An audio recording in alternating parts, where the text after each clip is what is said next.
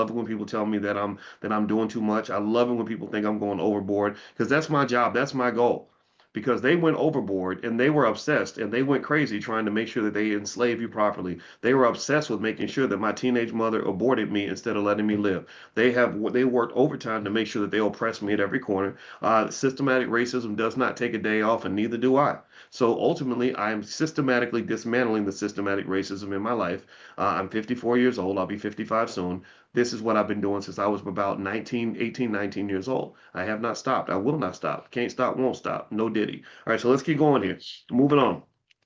As stated before, books are one's best companions. Try to get them and keep them. A method of doing this is every time you have 10 cents or 25 cents or $1 to spend foolishly, either on your friends or yourself, think how much more useful that 10 or $20 would be invested in a book. And so invest it, invest it, invest it. That's that word invest.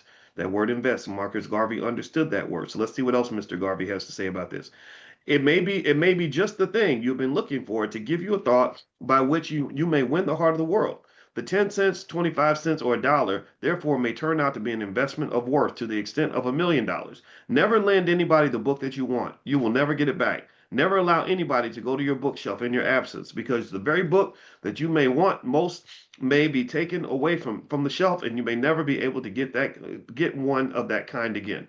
I heard a Super Bowl champion one time say that he was talking to young men, but I think this applies for everybody. He said in every man there is the king and the clown, and which one wins depends on which one you feed the most. He said all of us have a little clown in us, all of us have a little king or queen in us.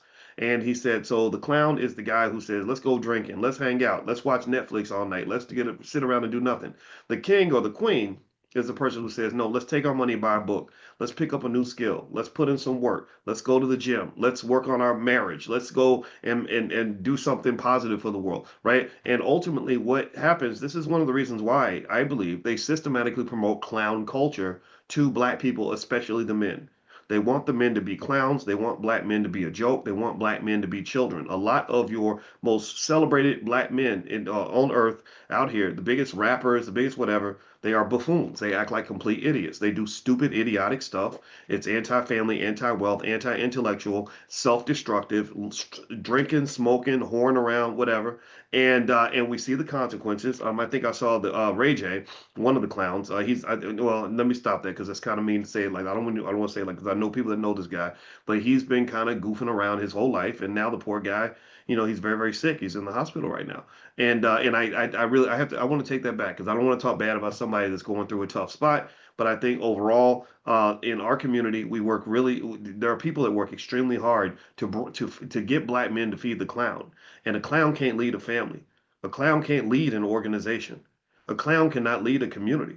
So they say, hey, well, if we put the clowns out front and put the kings in the back, try to kill the kings and put the clowns out here, then you're going to have a clown community. Your whole community will be a joke because clowns are very, very funny. So just be really mindful and really careful about what they're promoting to you